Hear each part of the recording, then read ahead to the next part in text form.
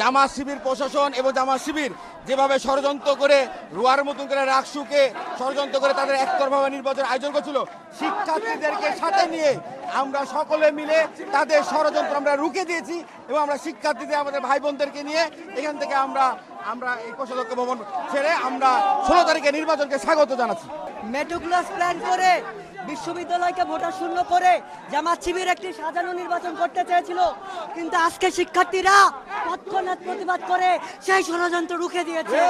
16 তারিখ আমরা উৎসব মুখর রাষ্ট্র নির্বাচন চাই। এই রাজশাহী বিশ্ববিদ্যালয়ের শিক্ষার্থীরা আর জামাত শিবিরের ভয় পেয়ে থাকবে না, তারা প্রতিবাদ করবে এবং তারা তাদের ন্যায্য অধিকার আদায় করে নেবে। আমরা কোনো পারিবারিক নির্বাচন এখানে দেখতে চাই না, রাষ্ট্র নির্বাচন হবে সকল স্টেক হোল্ডারদের নিয়ে।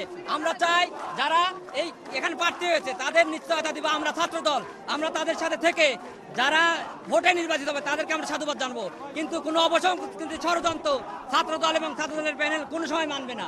অনেক শিক্ষার্থী কিন্তু চলে গেছে, যদিও শিক্ষার্থীরা বেশি না, কিন্তু কিছু শিক্ষার্থী তো চলে গেছে। চলে যাওয়ার কারণ হচ্ছে এটাই, এই প্রশাসন ক্লিয়ার করতে পারে নাই যে 25 তারিখ রাষ্ট্র নির্বাচনটা হচ্ছে কি হচ্ছে না। এই প্রশাসন যদি ক্লিয়ার করতে, হ্যাঁ 25 তারিখে আমরা রাষ্ট্র নির্বাচন করব, তাহলে শিক্ষার্থীরা কিন্তু আমেজপূর্ণভাবে থাকতো।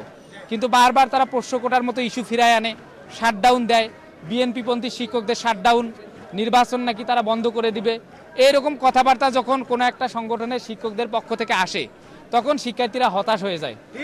তারা কি আসলে পোষ্য কোটা ফিরায় চায় নাকি নির্বাচনটা বানচাল চায়, এটা আমরা বুঝতে পারতেছি না। প্রথম থেকে আমরা বলতেছি তারা কিন্তু নির্বাচন বানচাল করার জন্য এই পোষ্য কোটা ফিরায় আনছে। শেষে গিয়ে এটা বোঝা গেল যে তারা পোষ্য কোটাও ফিরায় চায়, নির্বাচনও বানচাল চায়। তারা চায় না ছাত্রদের এম্পাওয়ারমেন্ট হোক, আমরা প্রথম থেকেই বলে আসছি। এজন্য এই প্রশাসনকে অর্থাৎ নির্বাচন কমিশনকে আমি অনুরোধ করব, আপনারা প্রথম থেকেই রাষ্ট্র নির্বাচন করার ব্যাপারে দৃঢ় আপনি বলতেছেন, সেই দৃঢ়তা আমরা দেখতে পাচ্ছি না। আপনাদের এই দৃঢ়তা থাকা দরকার।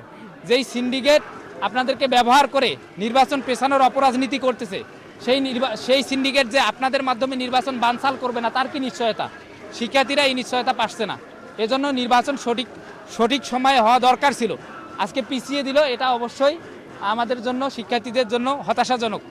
এটা নির্বাচন সঠিকভাবে সুষ্ঠুভাবে যেন হয়, এটার জন্য আমরা প্রশাসনকে বারবার অনুরোধ করেছি, আবারও অনুরোধ করব।